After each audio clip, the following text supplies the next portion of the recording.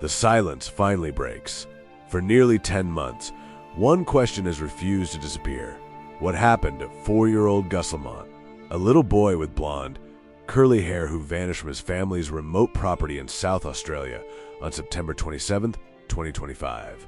For months, the public heard the same heartbreaking story.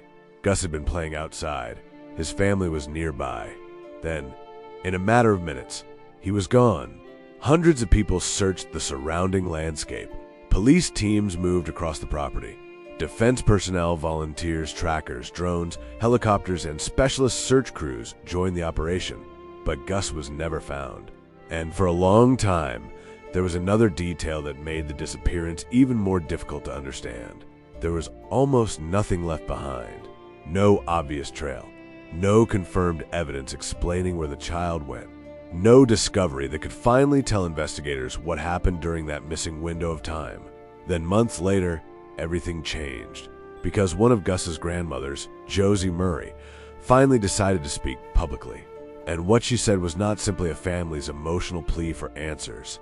She revealed that police had told her they believed she may have been involved in what happened to her grandson. Specifically, that investigators believe she may have buried Gus after his death. Maria strongly denied that allegation, describing the theory as ludicrous and saying she had nothing to do with Gus's disappearance. That revelation transformed the story, because this was no longer simply a mystery about a little boy who disappeared into the Australian outback. It had become a story about suspicion, family, conflicting theories, and a grandmother publicly challenging the investigators who were examining her.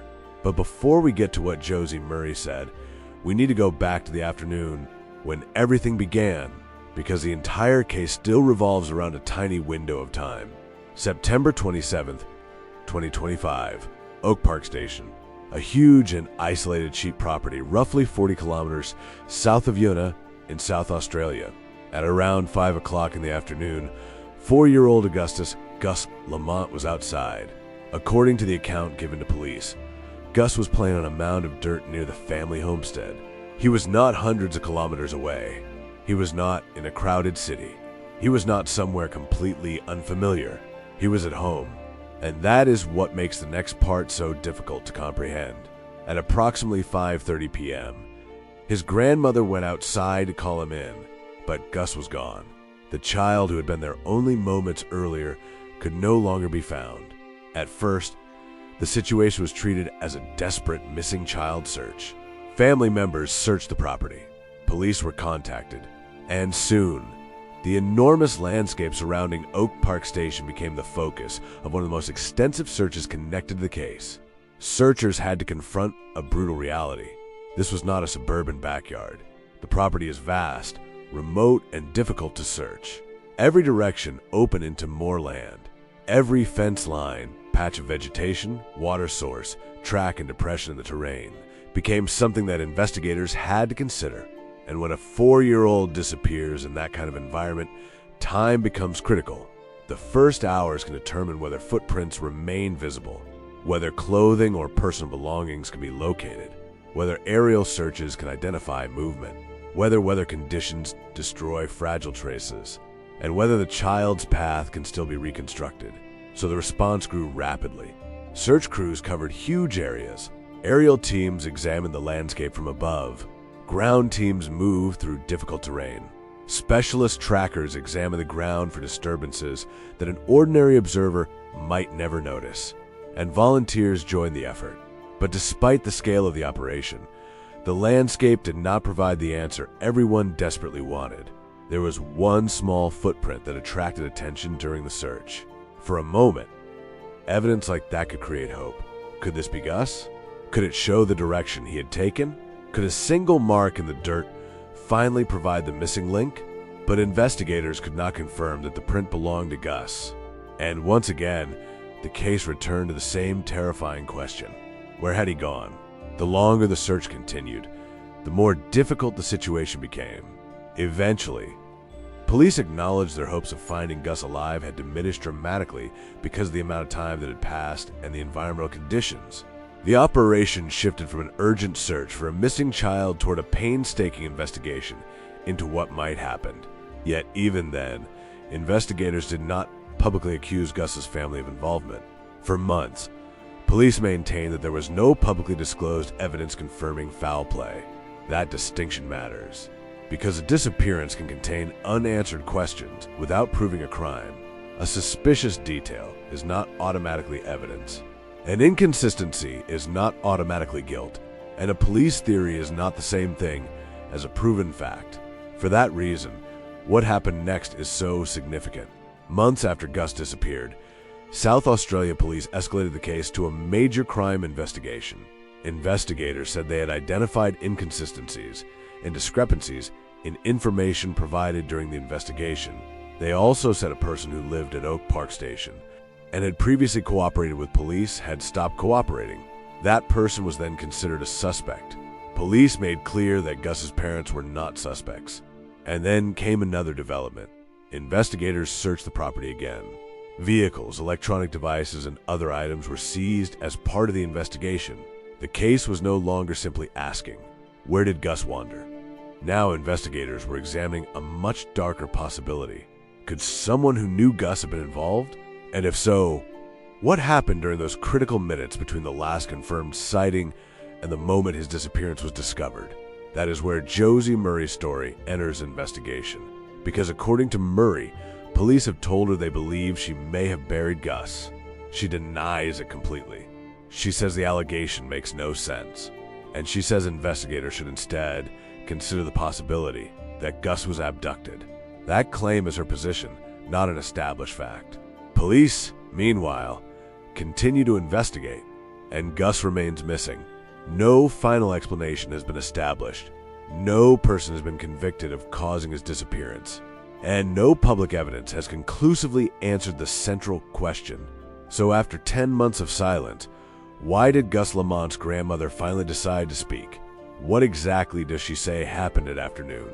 Why does she reject the police theory so strongly? And what changed inside the investigation that caused authorities to look at someone from Gus's own environment? Those questions take us to the next part of the story, because the most important detail may not be what was discovered months later. It may be what happened during those first 30 minutes. When Gus was supposedly outside, the family believed he was nearby, and then suddenly he wasn't. The 30 minutes that changed everything. To understand why investigators eventually turned their attention towards someone inside Gus Lamont's own circle, we have to focus on the smallest part of the entire timeline, 30 minutes. That is the gap at the center of this mystery. According to the account given by Gus's grandmother, Josie Murray, she saw the 4-year-old outside at around 5 p.m. on September 27, 2025. He was playing near a mound of dirt, close to the homestead. Then, around 5:30, she went outside to call him in, but Gus was gone. On its own, that might sound like a simple timeline, but in a missing child investigation, 30 minutes can contain an enormous number of possibilities. A child could wander, a vehicle could arrive, someone could approach the property, a child could be taken somewhere nearby, an accident could occur, or something else could have happened that investigators have not yet publicly established. And that is precisely why detectives have spent so much time trying to reconstruct those moments. Because when there is no body, no confirmed trail, and no definitive eyewitness account of what happened after the last confirmed sighting, the timeline becomes a skeleton of the entire case. Every minute matters. Every movement matters. Every vehicle matters. Every person who is present matters. And eventually, police began examining the accounts of the people who were at Oak Park Station when Gus disappeared. More than 500 people were identified as having been in or around the property at the relevant time. According to police, investigators began systematically working through that list. They contacted people individually. They examined information. They compared accounts. And they attempted to eliminate people who could be reliably accounted for. Police later said many people had been discounted from involvement, but one person remained under suspicion. One of Gus's grandparents, and that changed the direction of the investigation. In February 2026, South Australia police formally declared Gus's disappearance a major crime. Police said a person living at Oak Park Station had become a suspect. They also made an important distinction. Gus's parents were not suspects. The investigation was instead focused on a resident of the property known to Gus. Police said there were inconsistencies between the timeline provided by the suspect and timeline provided by other people. That does not establish guilt. It does, however, explain why investigators were no longer treating the case solely as an unexplained disappearance. Something about the information they had received was not lining up, and investigators wanted to know why. Then came another significant development. The suspect stopped cooperating with detectives.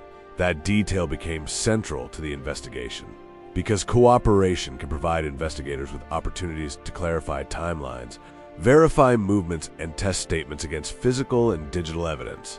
When cooperation ends, investigators may have to rely much more heavily on independent evidence. That can include phone records, vehicle movements, electronic devices, witness accounts, search data, photographs, and anything else that can establish where people were and what they were doing. The police investigation therefore became less about simply asking, "Where is Gus?" and more about what happened during the period when Gus disappeared.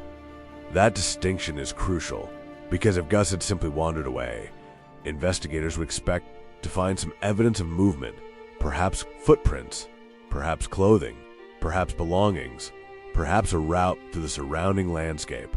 But repeated searches produced no confirmed trace that explained what happened. Police have also said they found no evidence suggesting Gus had been abducted. Again, that does not prove an abduction did not happen. It means investigators had not found evidence supporting that theory. And that is where Josie Murray strongly disagrees with the police direction.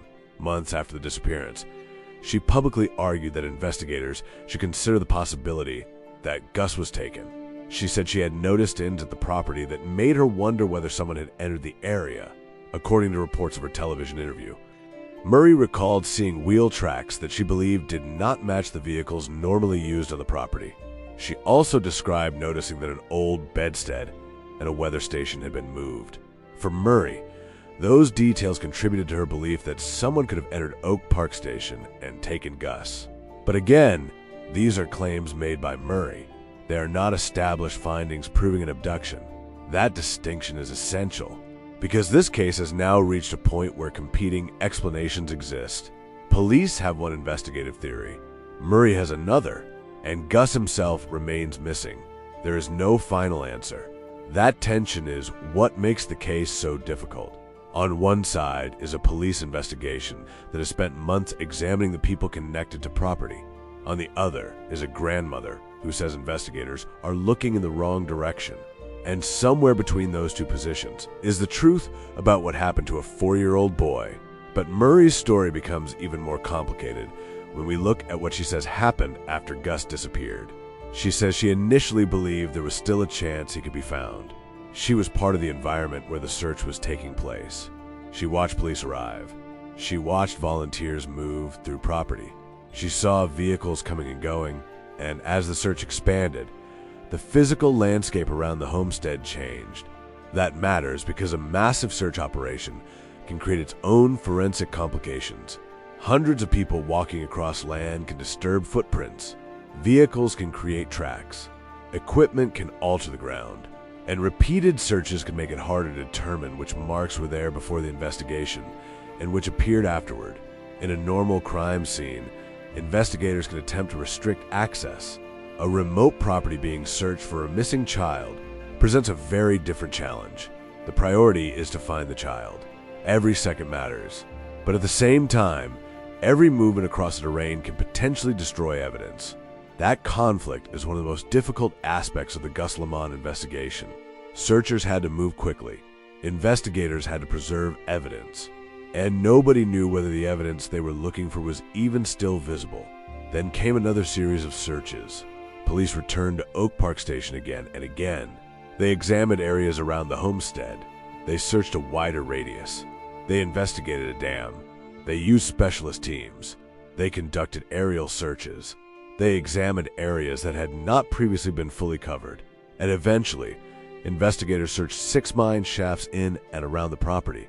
The shafts were located several kilometers from the homestead. Some were shallow. Others extended much deeper underground. Specialized equipment and thermal imaging were used to identify and inspect the locations. Yet, Once again, there was no discovery that explained what had happened to Gus. That absence became one of the defining features of the case. Search after search, month after month, and still no Gus.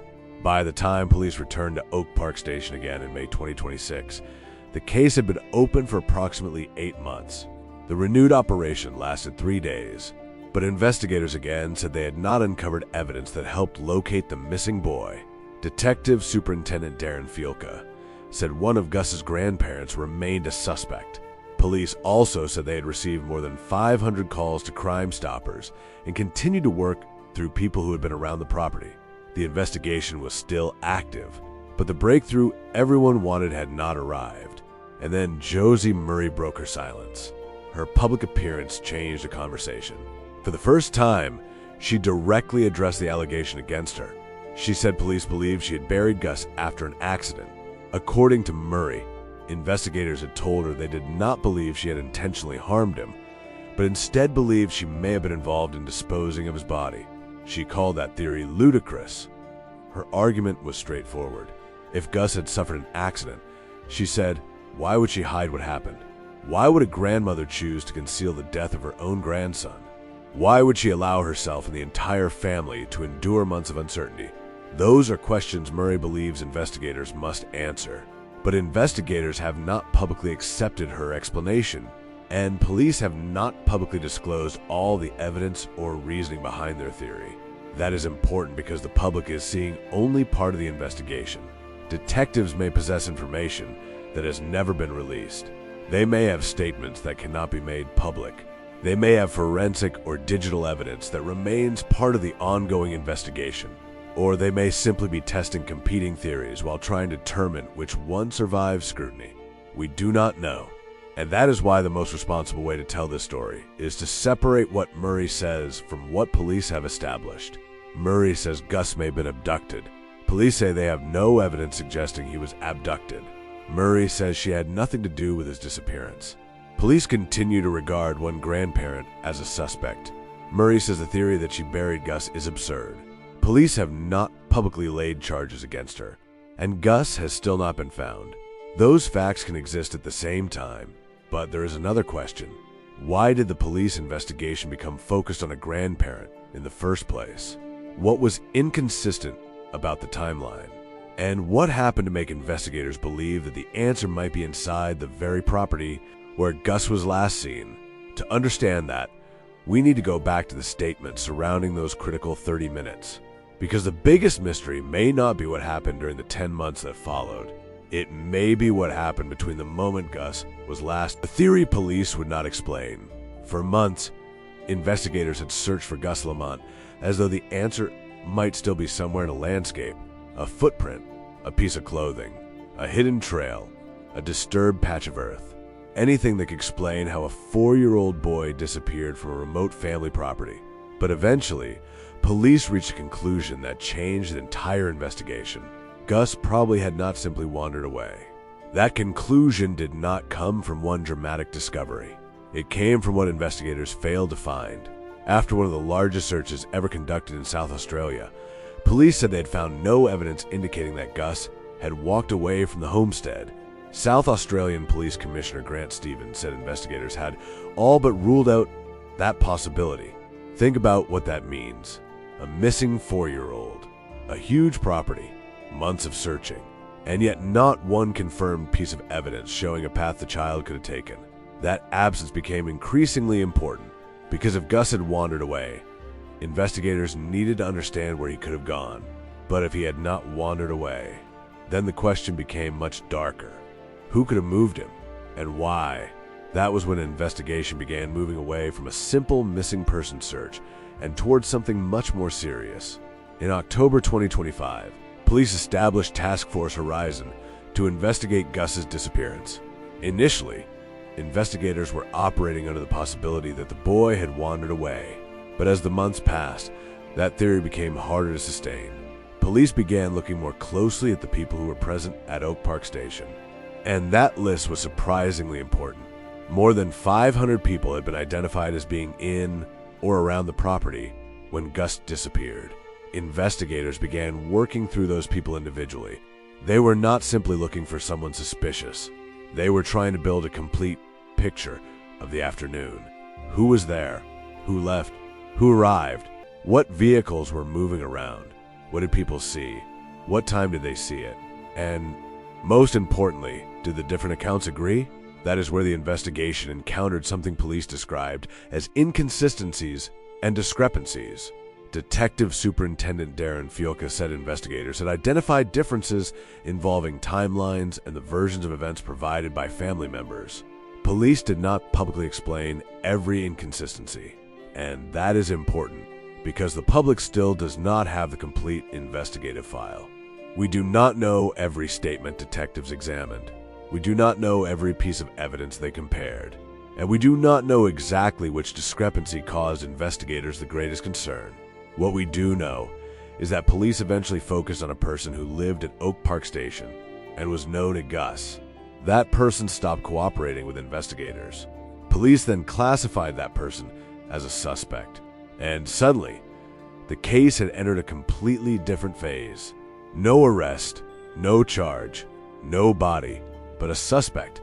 And police were now examining forensic evidence from property and vehicles connected to the investigation. During searches in January, investigators seized a vehicle, a motorcycle, and electronic devices. Police said those items would undergo forensic testing. That is a critical detail, because forensic testing can potentially answer questions that human memory cannot. A phone may contain location information.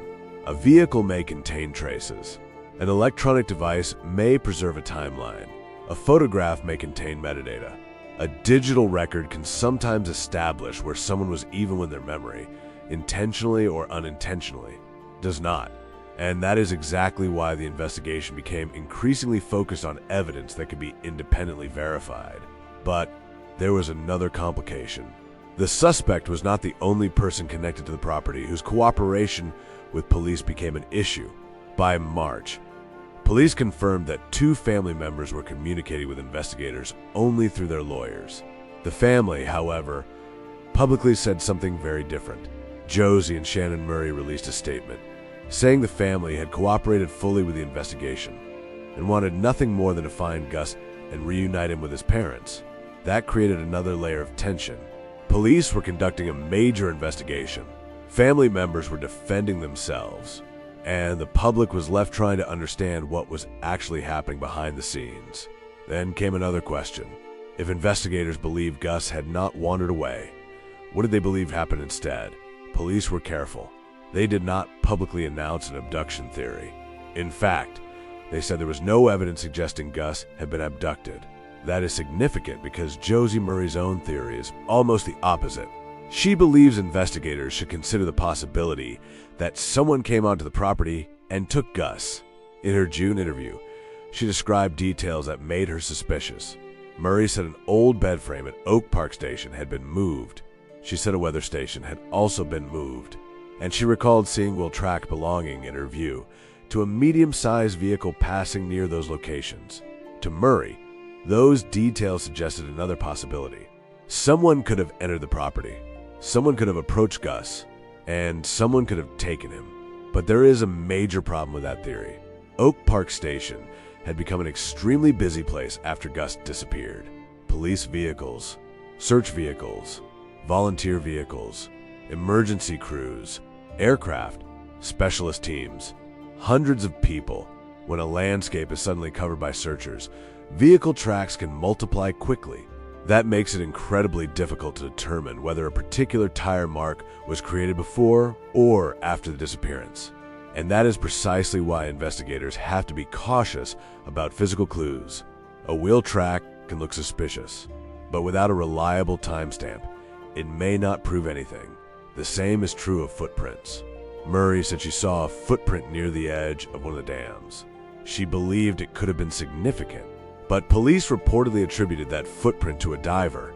Murray disagreed with that explanation. She questioned whether the footprint could really have belonged to a diver and suggested it deserved more attention. Again, neither interpretation by itself proves. Others sees evidence that has already been assessed, and somewhere between those interpretations may be the answer. There is another theory that emerged publicly. Family friend Bill Harbison suggested that a wedge-tailed eagle could have taken Gus. He argued that a mature wedge-tailed eagle could potentially lift an animal weighing considerably more than Gus. But this remains a theory raised publicly by a family friend, not an established explanation for Gus's disappearance. Police have not said they found evidence proving that a bird took him. And once again, the central problem remains. There is no confirmed physical evidence explaining Gus's fate. That is what makes every theory difficult. An abduction theory needs evidence. An accident theory needs evidence. An animal theory needs evidence. A disappearance caused by wandering away needs evidence. And investigators have not publicly presented evidence that conclusively establishes any of them. But Josie Murray's story goes further than simply disagreeing with police. She says she was devastated by the suggestion that she could have been involved. According to her account, police believe she may have buried Gus after an accident. Murray rejects that completely. She says it makes no sense.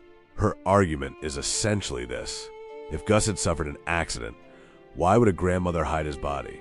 Why would she allow the family to endure months of uncertainty? Why would she participate in searches while supposedly knowing where the child was? Those questions are at the heart of her public defense. But they are questions about motive and logic. They are not forensic evidence. And investigators are not required to accept or reject a theory simply because it sounds emotionally convincing. They have to test it against evidence. That is why the investigation remains open.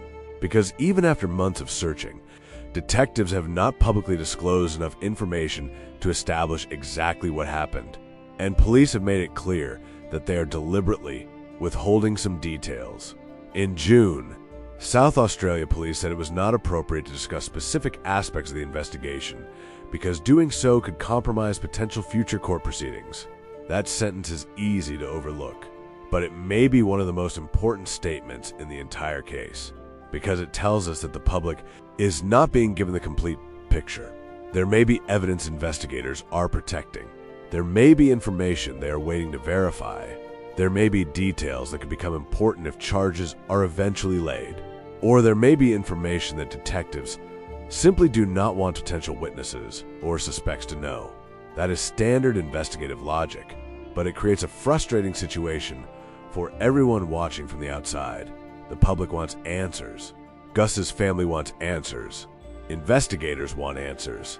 Yet the very information that might explain the investigation cannot necessarily be released, and that creates a vacuum. When facts disappear into a vacuum, theories rushing to fill it. Some people believe Gus wandered away. Others believe he was abducted. Some have considered the possibility of an accident.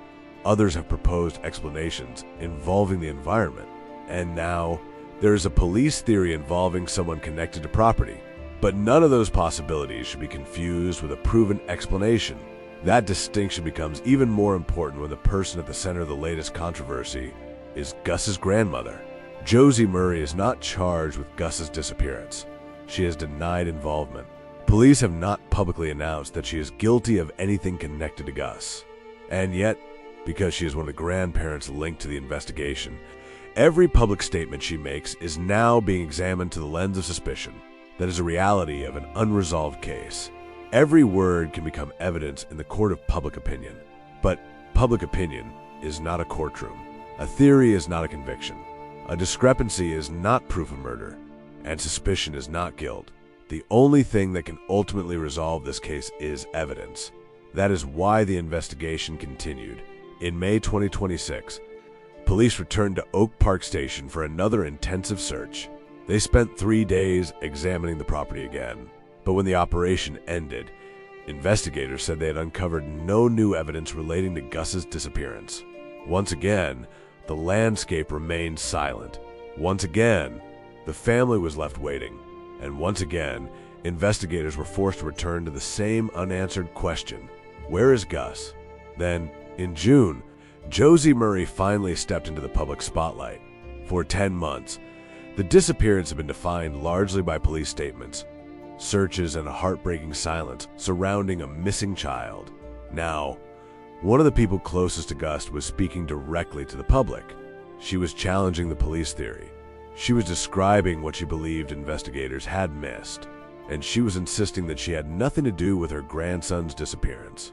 But there was something else hanging over the story, something that could easily confuse a public if it were not explained carefully. Only days before Murray's interview became public, she had been fined $10,500 after pleading guilty to possessing a gun silencer at Oak Park Station. That firearms matter was real, but South Australia police explicitly said it was unrelated to Gus's disappearance. And that distinction matters enormously, because unrelated allegations can quickly become connected in the public imagination simply because they involve the same person. But one case does not automatically prove anything about another. The firearms offense does not establish what happened to Gus.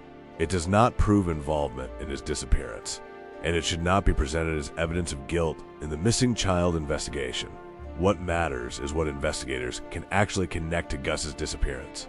And so far, no public evidence has established that connection, which brings us back to the question that started everything. What happened between 5 o'clock and 5:30 that afternoon? Was Gus really playing where his family believed he was? Did someone else see him?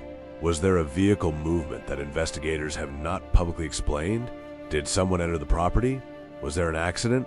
Or did something happen that investigators have not yet revealed? Those questions remain open. But one thing is now clear. The case is no longer simply about finding a missing child. It is about determining whether the original story of those final moments can withstand the evidence. And that is where the investigation becomes even more complicated. Because when police began examining the timelines, they were not simply asking where people said they were. They were asking whether the physical and digital evidence could prove it. And in a case with almost no traditional physical clues, that evidence may be the key. The next part of the story takes us to the world of phones, vehicles, electronic devices, search data, and the hidden timeline investigators have been trying to reconstruct. Because if the landscape cannot tell investigators what happened to Gus, perhaps the technology can. The digital trail, the Australian outback, had already been searched. The ground had been walked. The dams had been examined. Mine shafts had been inspected. Aircraft had scanned the landscape. Drones had flown over areas that were difficult to reach on foot. And still, Gus Lamont was missing. So investigators had to look somewhere else. Not just at the ground.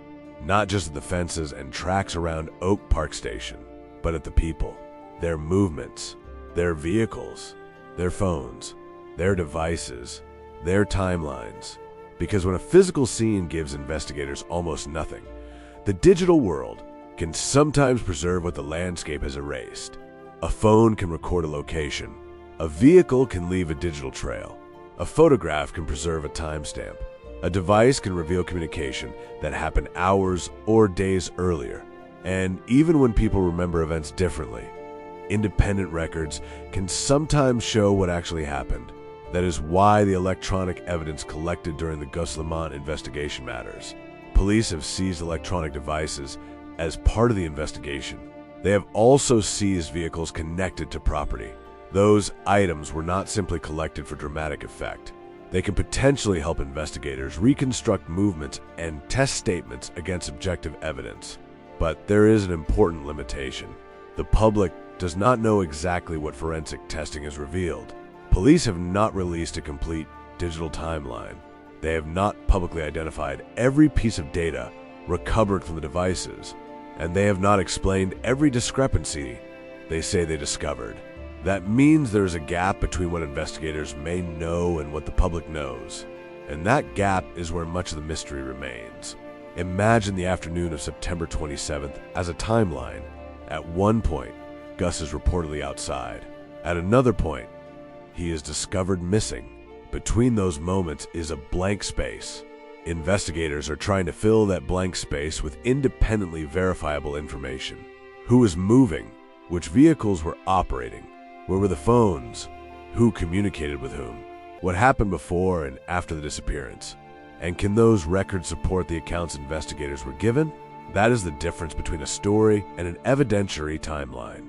A person can remember an event incorrectly. A person can forget a time. A person can misunderstand what they saw. But a digital record can sometimes provide a fixed reference point. It does not automatically tell investigators the whole truth, but it can challenge a version of events. and that is potentially powerful. For example, imagine someone says they were at one location at a particular time. If a device record places their phone somewhere else, investigators have a discrepancy. That discrepancy does not automatically prove that the person lied. A phone can be left behind. Location data can be imperfect. Technology can be misunderstood. But now investigators have a question they can investigate, and that is exactly how a modern investigation works. One piece of information rarely solves a case. Instead, detectives build a mosaic. One statement, one timestamp, one vehicle movement, one photograph, one phone record, one piece of physical evidence, one search result. Then they compare everything. If the pieces fit, confidence increases. If they contradict one another, investigators ask why. And according to police, contradictions were significant enough in the Gus Lamont case that one person connected to Oak Park Station became a suspect. But that brings us back to the central problem. Who is that person? Police have not publicly released every detail of the evidence. They have identified the suspect as a resident of Oak Park Station who is known to Gus. That person is one of Gus's grandparents. And police have made clear that Gus's parents are not suspects. This is important because the investigation is not accusing every member of the family. It is focused on a specific person.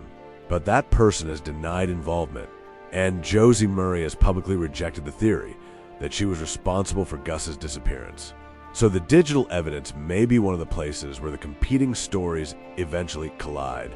If investigators believe the timeline they have been given is inconsistent, they will need to establish exactly where the inconsistency comes from.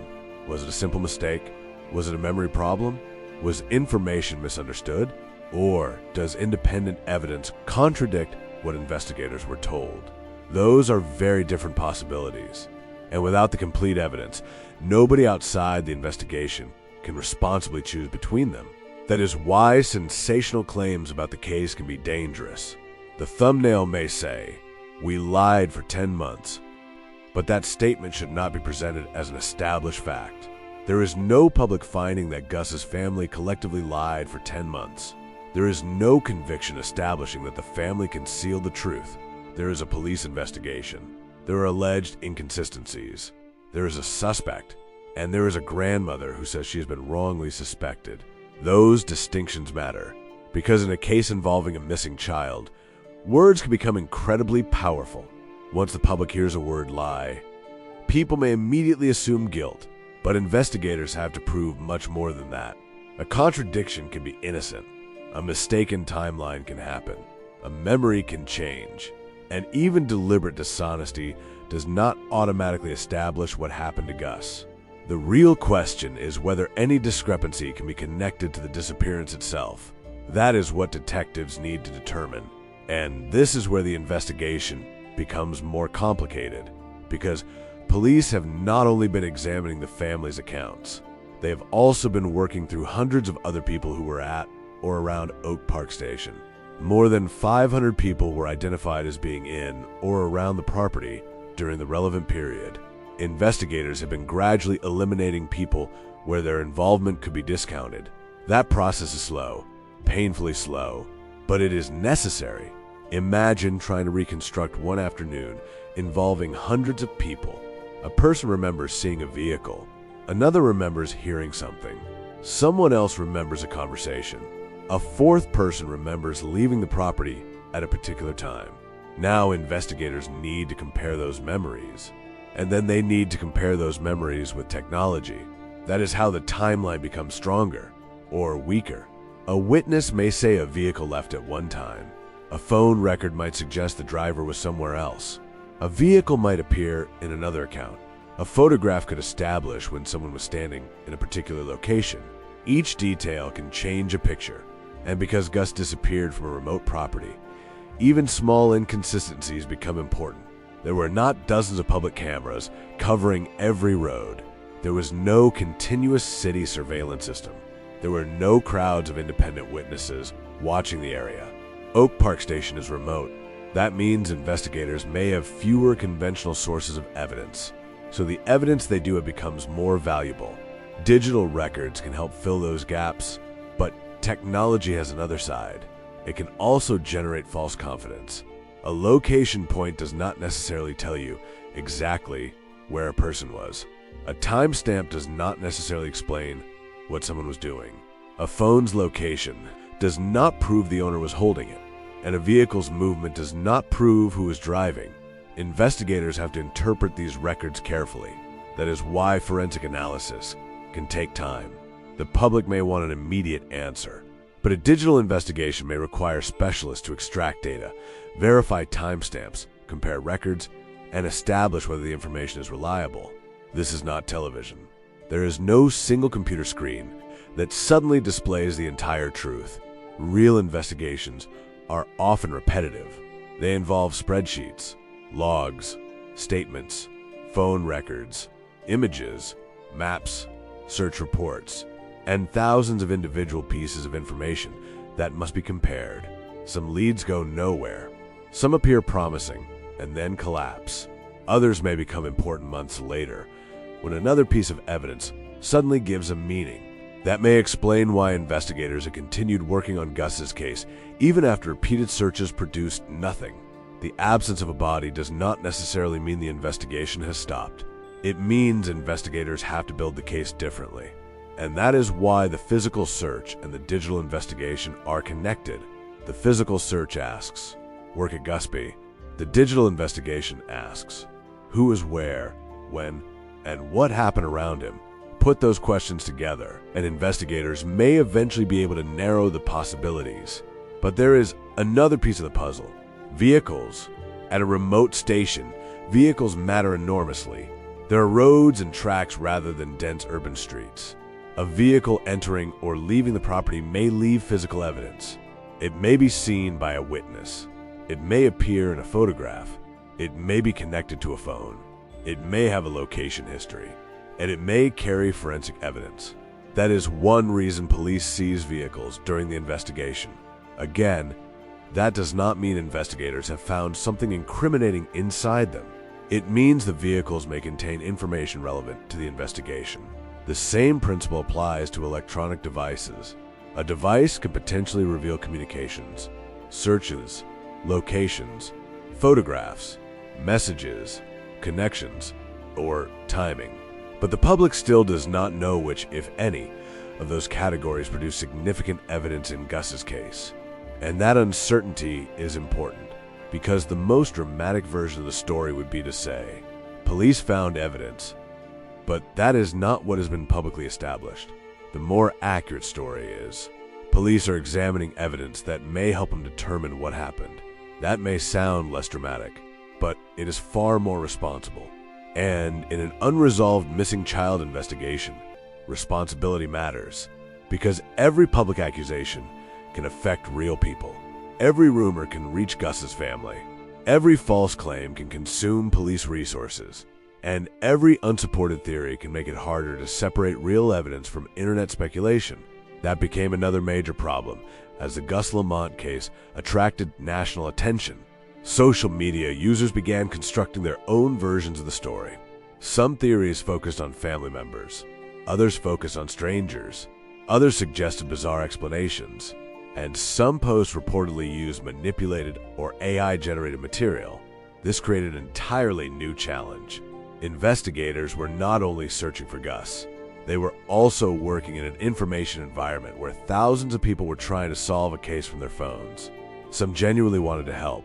Others simply wanted attention. And some may have believed information that had never been verified. For a family already living through the disappearance of a child, that can be devastating. Imagine opening your phone and seeing a stranger claim to know what happened to your grandson, or seeing an altered photograph presented as evidence, or watching thousands of people discuss your family as though they know facts that you have never heard. That is the human cost of an online mystery.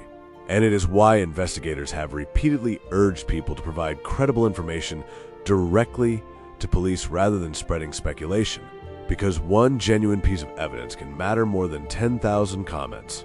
One time-stamped photograph can matter more than an entire thread of theories. One verified vehicle movement can matter more than a viral video. The internet measures attention. Investigators measure evidence. Those are not the same thing. And this distinction becomes particularly important now that Gus's grandmother has spoken publicly. Her interview gives the public a new version of events, but it does not automatically settle the investigation. Her claims need to be assessed like every other claim. The same standard must apply to everyone. If Murray says she saw unusual tire tracks, investigators can examine them. If she says objects were moved, investigators can determine whether that can be independently verified. If she says someone could have entered the property, detectives can examine access points and vehicle evidence. If police say timelines are inconsistent, those timelines could eventually be tested against records. That is how the truth has to emerge, not through the loudest voice, not through the most shocking headline, not through social media speculation, through evidence. And there is one final question hanging over all of this. If investigators believe they have enough information to identify a suspect, why has Gus still not been found? That may be the most painful question of all, because in many investigations, finding the person responsible and finding the missing person are connected, but they are not always the same thing. A suspect can exist without a body being recovered. A timeline can be reconstructed without knowing the final location. Evidence can point investigators toward a theory without providing every missing piece. And that may be where the Gus Lamont investigation stands today. Police have a suspect. They have investigated inconsistencies. They have searched Oak Park Station repeatedly. They have seized vehicles and electronic devices. They have examined physical evidence, and they have continued to investigate.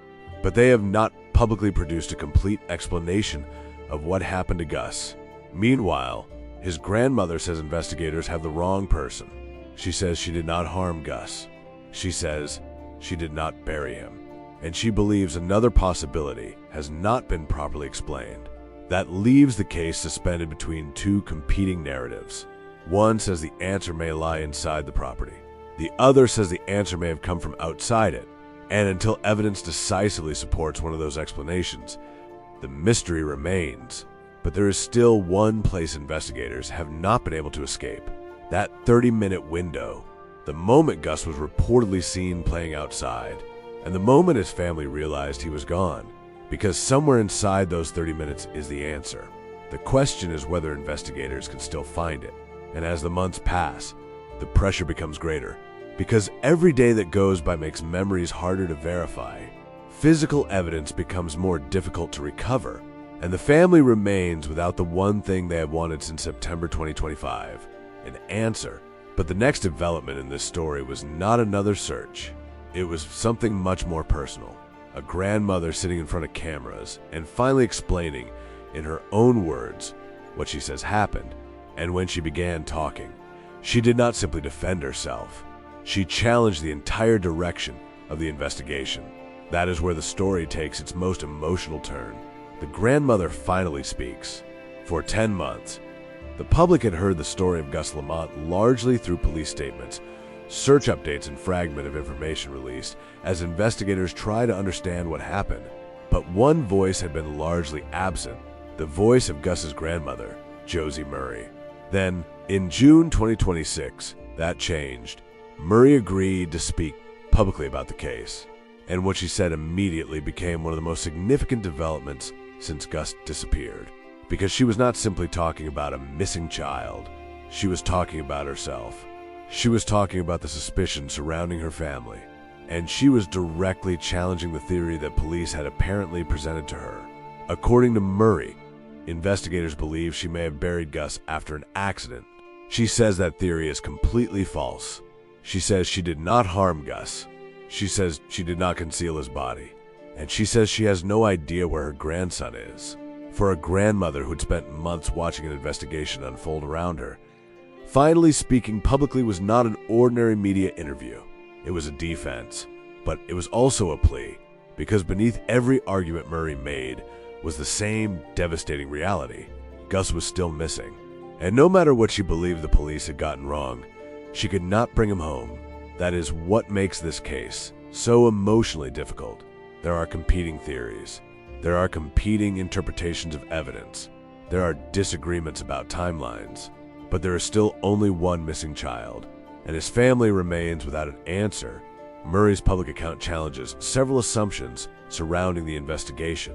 One of her strongest arguments is that investigators may be focusing too heavily on the people who are already at Oak Park Station. She believes the possibility of an outside person entering the property should not be dismissed. According to her account, she noticed things around the property that she found unusual. Among them were wheel tracks that she believed did not belong to the vehicles normally associated with the station. She also said objects had been moved, an old bed frame, a weather station. Details like these may seem small, but in a case where the physical evidence is so limited, small details can become emotionally enormous. Murray interpreted them as possible signs that someone else had been present. Her theory is that Gus may have been taken.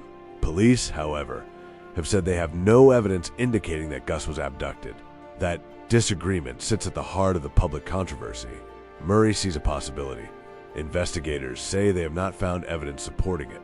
Neither statement by itself resolves the case, but there is something important about Murray's position. She is not simply saying that police have failed to find Gus. She is saying they may have been asking the wrong question. Instead of asking, what happened inside the family? She wants investigators to ask, who could have come from outside? That difference changes the entire investigation. If Gus was taken by someone outside the property, investigators would need to identify an access route. They would need to establish how the person entered, how they approached Gus, how they left, what vehicle they used, if any, and why there is no confirmed evidence of the event. That last question is particularly difficult because an abduction theory needs to explain the absence of evidence, and the same problem applies to every other theory. If Gus wandered away, where are the tracks? If he was abducted, where is the evidence of the abduction? If there was an accident, where is the evidence of the accident? If someone concealed what happened, where is the physical evidence? The mystery persists because every explanation has unanswered questions. Murray's interview, therefore, did something unusual. It did not close the story. It widened it for the public. A new perspective had suddenly entered the investigation, and with it came a new wave of attention. But Murray's decision to speak also carried risks. Once someone becomes connected to an unresolved investigation, every statement can be analyzed, every hesitation can be interpreted, every detail can be questioned, and social media can turn uncertainty into accusation within minutes.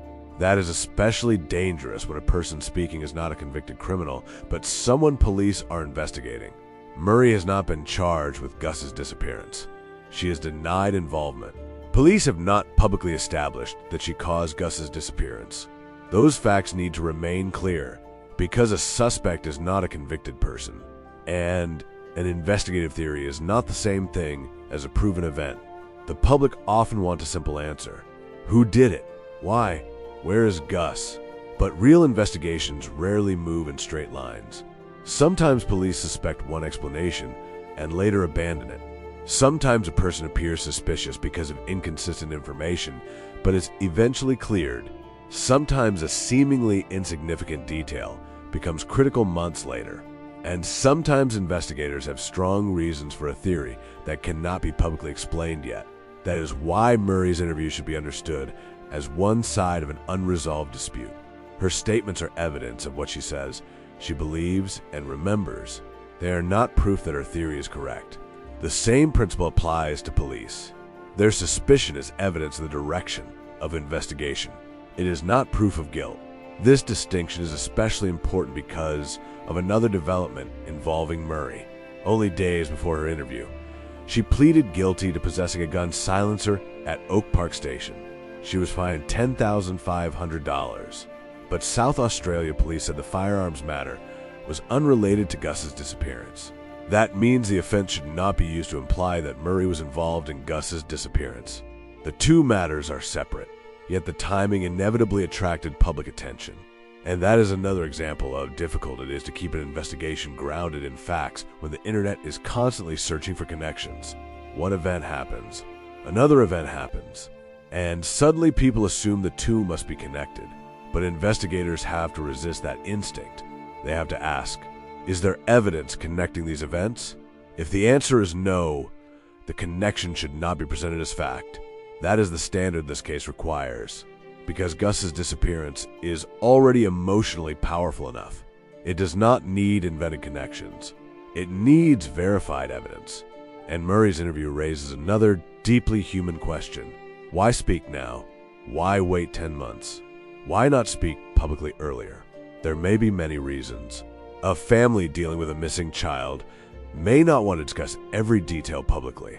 Legal advice may affect what someone can say. Police investigations can involve confidentiality.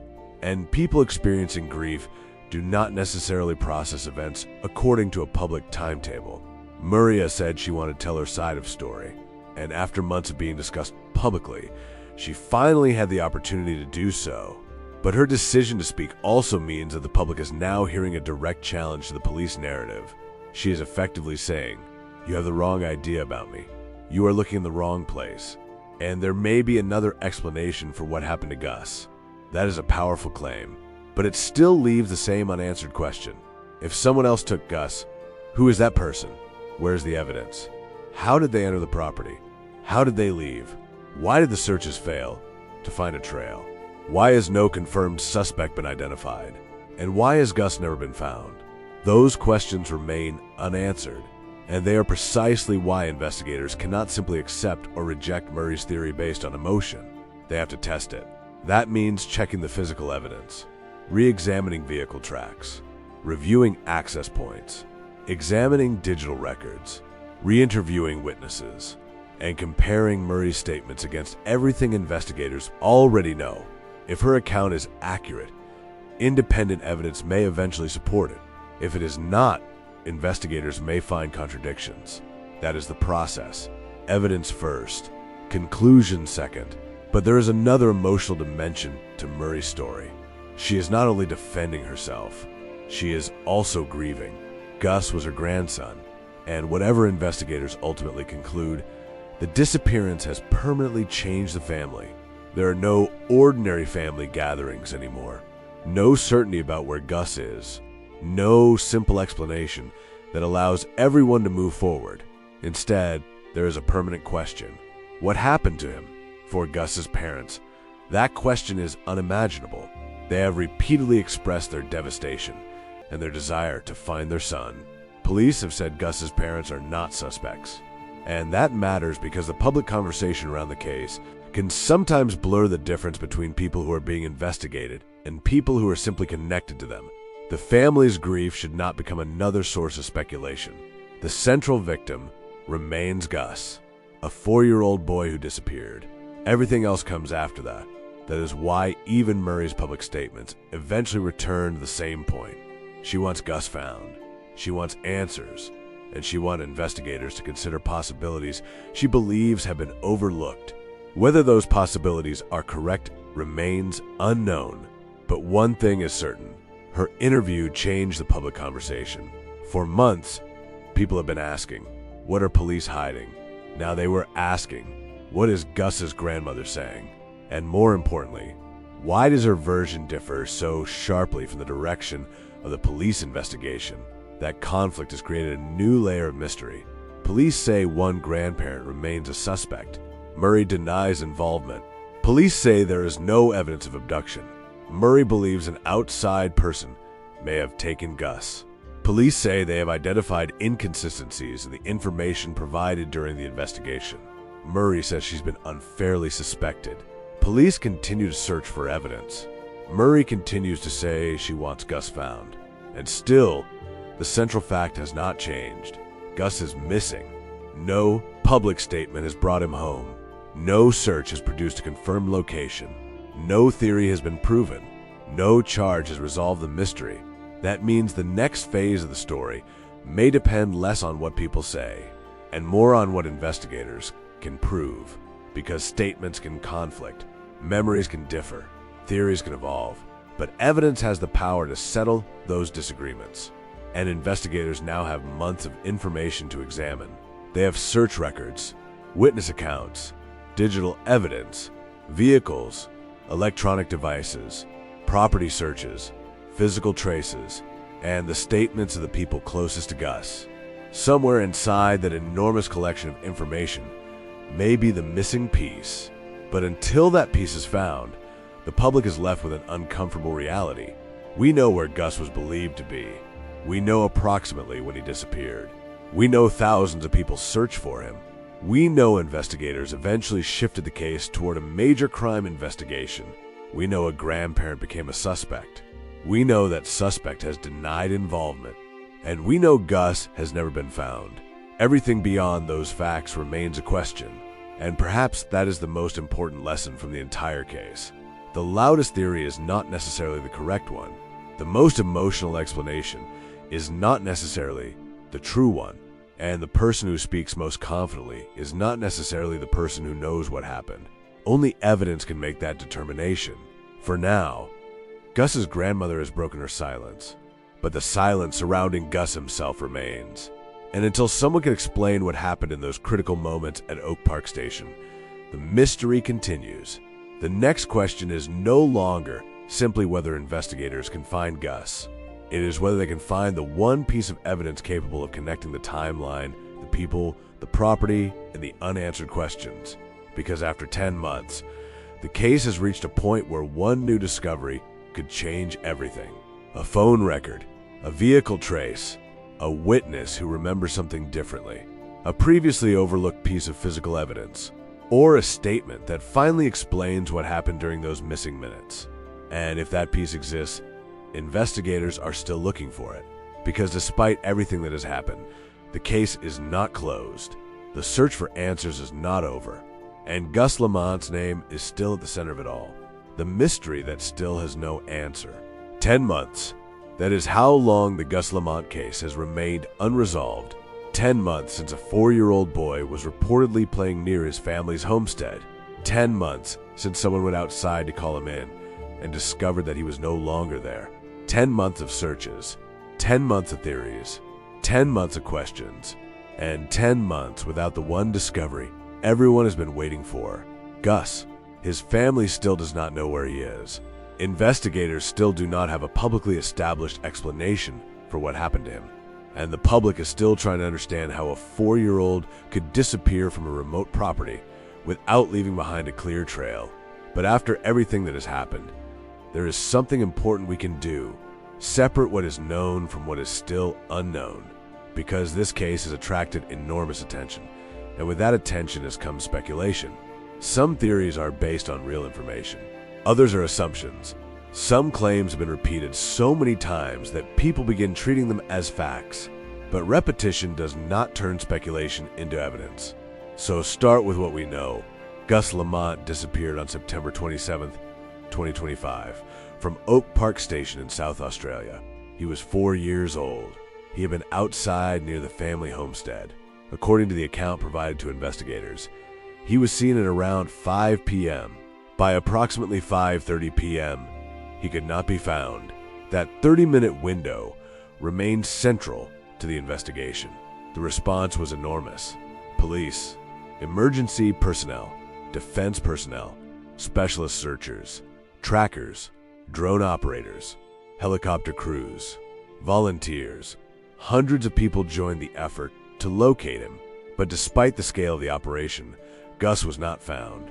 Searches continued across the property and surrounding areas. Investigators examined dams. They searched mine shafts. They returned to property repeatedly. They conducted additional operations months after the original disappearance. And still, no confirmed location of Gus was established. That fact is perhaps the most painful part of the entire story. Because a search can end, a new cycle can move on, people can stop talking.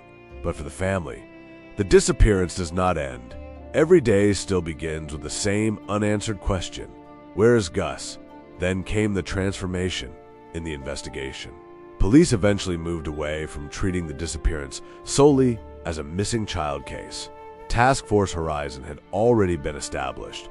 The investigation expanded. Police examined more than 500 people who have been identified as being in or around Oak Park Station during the relevant period. They worked to eliminate people where their involvement could be discounted. But one person remained a suspect, a person who lived at the station, a person who was known to Gus.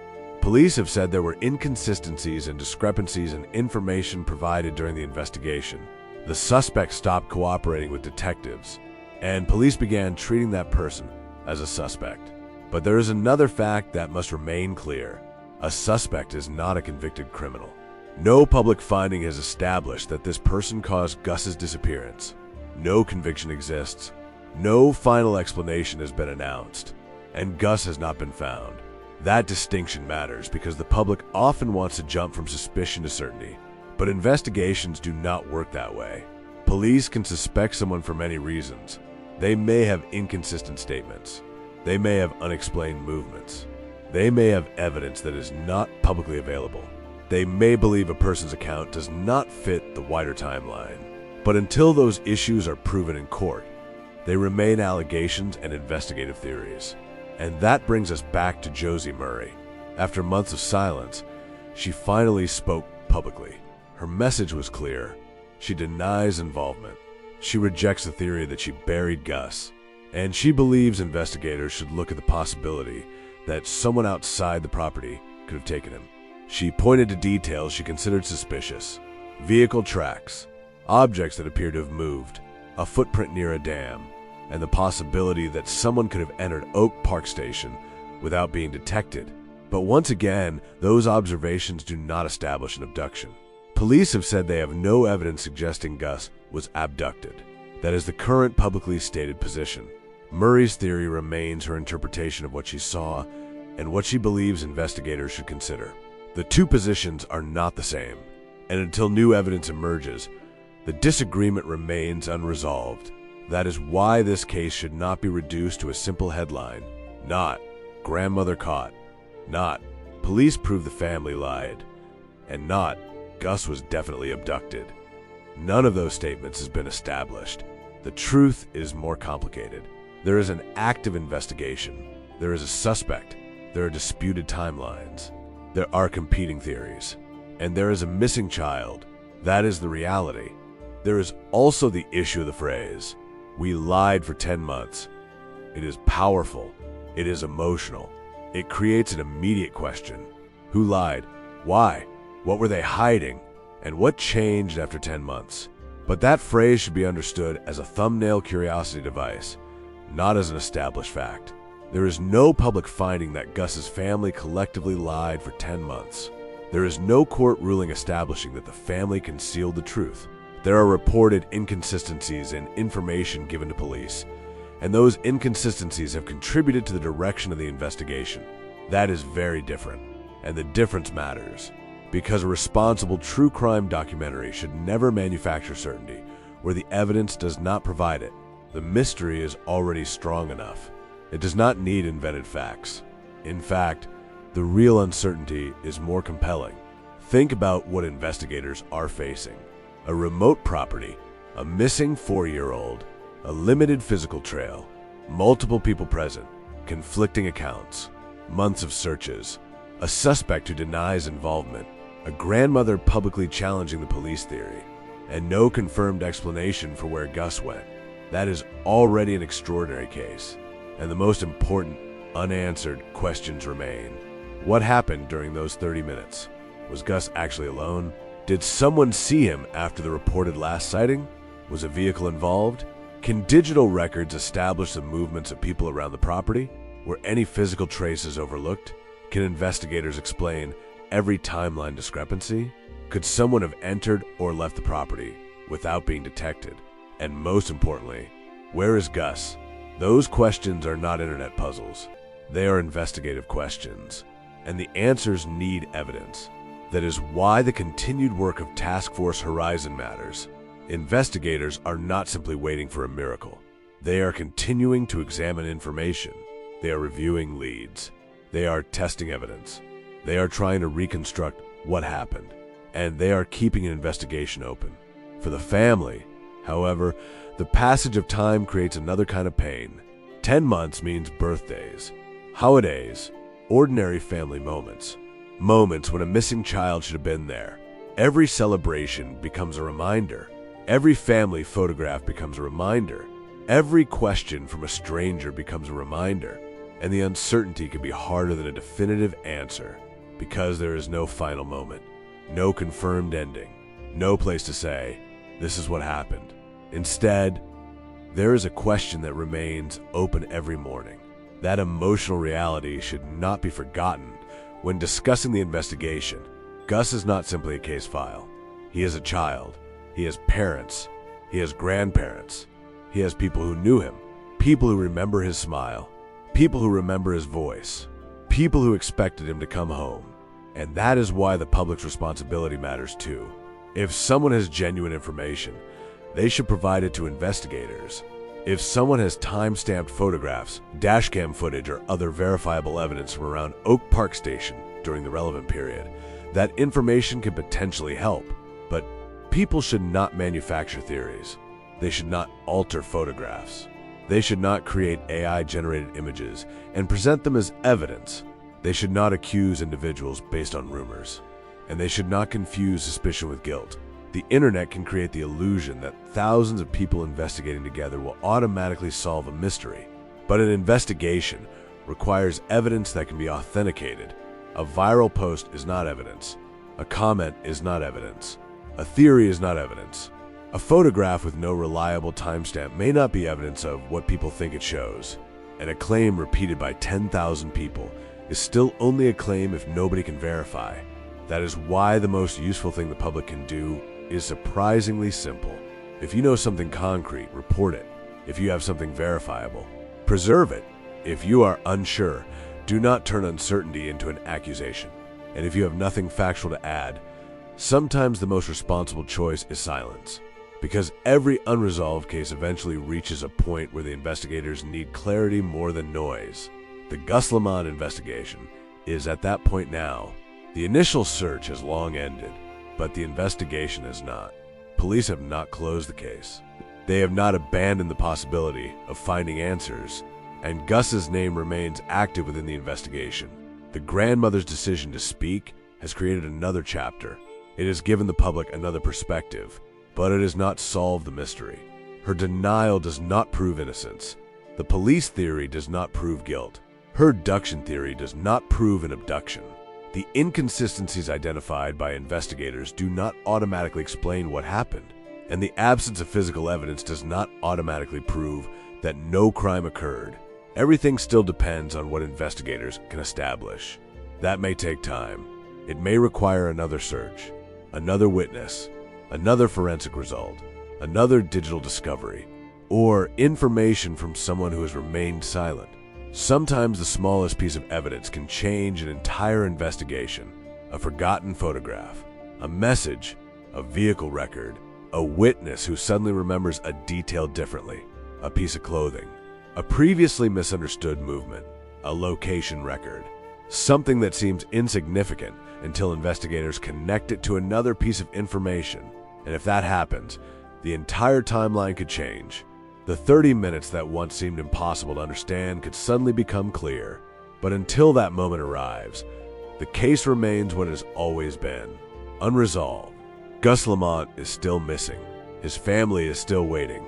Police are still investigating. And the public still does not know exactly what happened on September 27th, 2025. After 10 months, the grandmother has finally broken her silence. But Gus has not yet spoken for himself.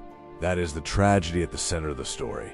A 4-year-old boy disappeared, and despite one of the largest searches and most persistent investigations surrounding the case, the answer remains out of reach. So remember the difference between a theory and a fact. Remember the difference between a suspect and a convicted person. Remember that a family statement is one account, while an investigation is a process of testing accounts against evidence. And above all, remember Gus, not as a headline, not as an internet mystery, not as a theory, but as a little boy whose family still wants him home. If you have credible information connected to Gus Lamont's disappearance, the appropriate step is to provide it directly to the investigators handling the case. Do not post it as speculation. Do not alter it. Do not turn it into a viral theory. Give investigators the opportunity to verify it, because after 10 months, what this case needs most is not another rumor. It needs one fact that can finally be proven, one piece of evidence that can explain the impossible, one answer to the question that has haunted Gus's family since that afternoon at Oak Park Station. Where is Gus Lamont?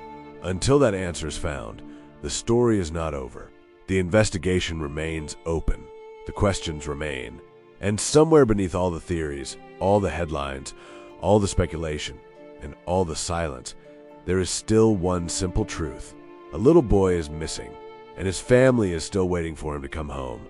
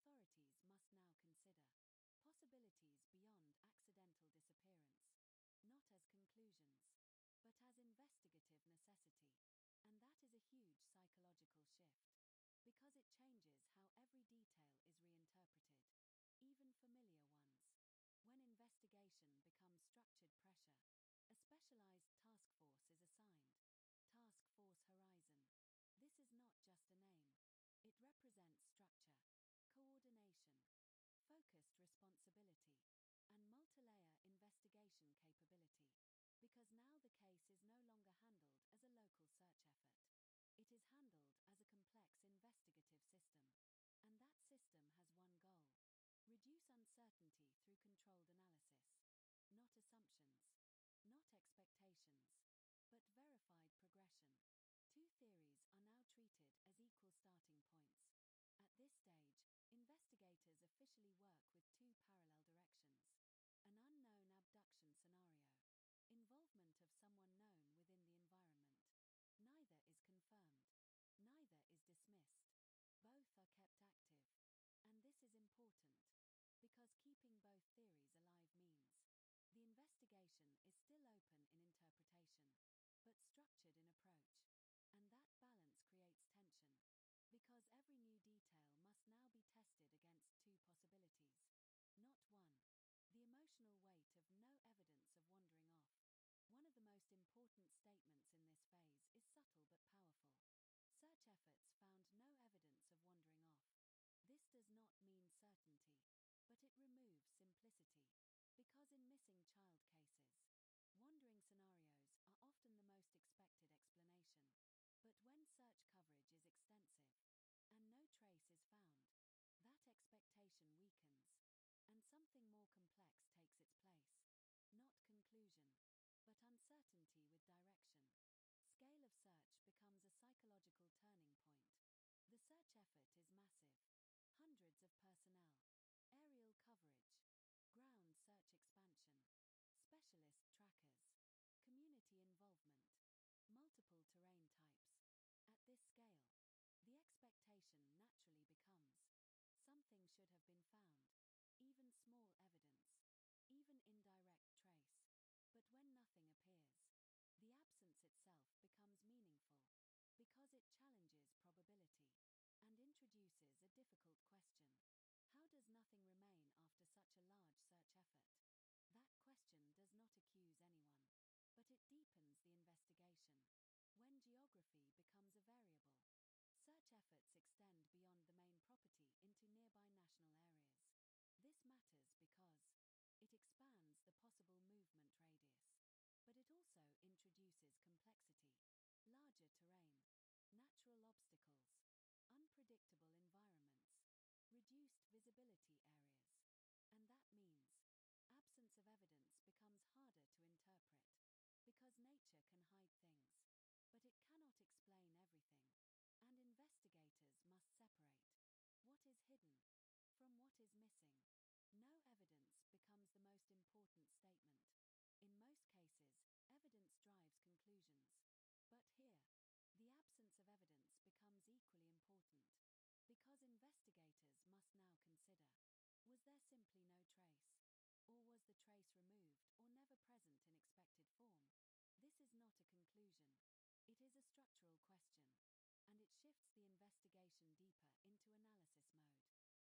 involvement,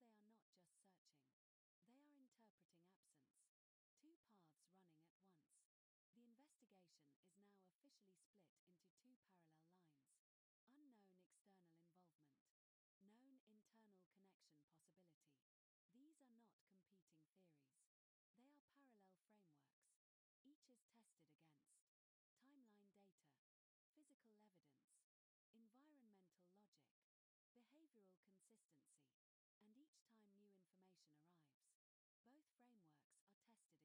constant re-evaluation and constant uncertainty refinement. The case becomes about structure, not just event. At this stage, something important changes. The investigation is no longer just about what happened. It becomes about how events connect together. Because individual pieces alone do not explain everything, but structure might. on: sequence alignment, movement consistency, communication gaps, physical vs reported timing. And this shift is critical, because structure reveals what isolated facts cannot. When official language becomes heavier than emotion, official statements in this phase carry quiet weight: tragic circumstances, distressing situation, ongoing determination, community impact. These are not dramatic words, but in context, they feel heavy,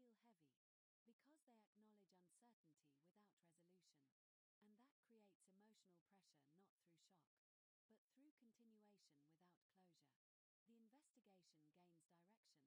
creates emotional pressure not through shock, but through continuation without closure. The investigation gains direction, but loses simplicity. This is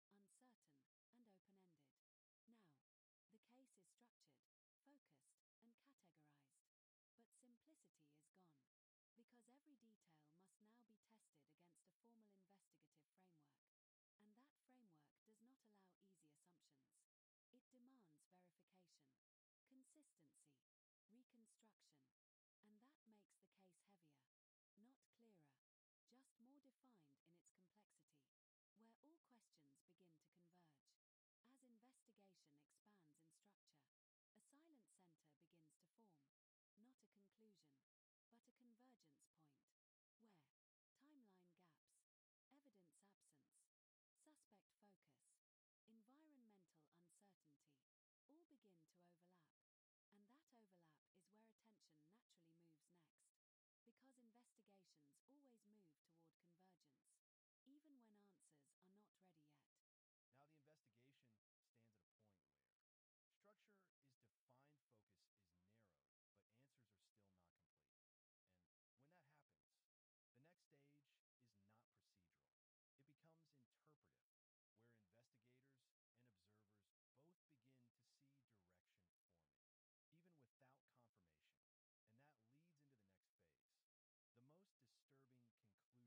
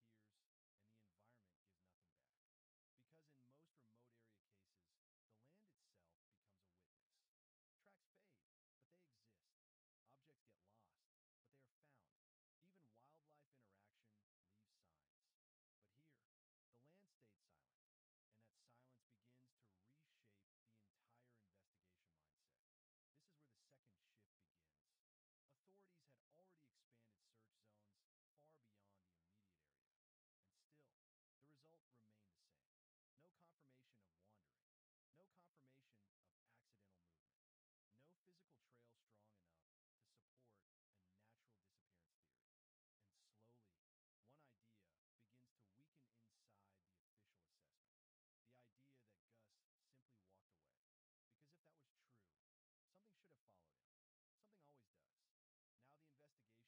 always does. Now the investigation is no longer looking at just distance. It starts looking at timing, behavior, human presence. And this is where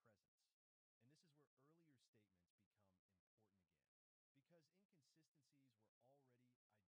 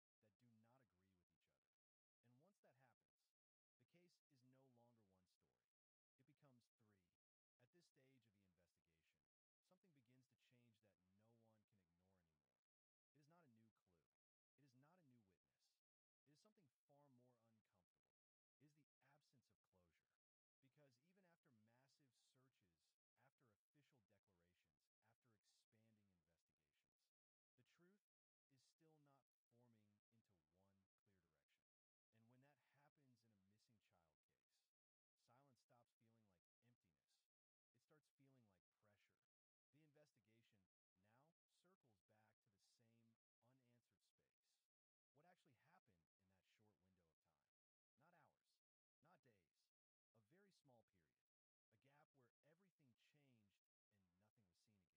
And this is where the case becomes emotionally heavier than before, because everyone involved knows something important. In most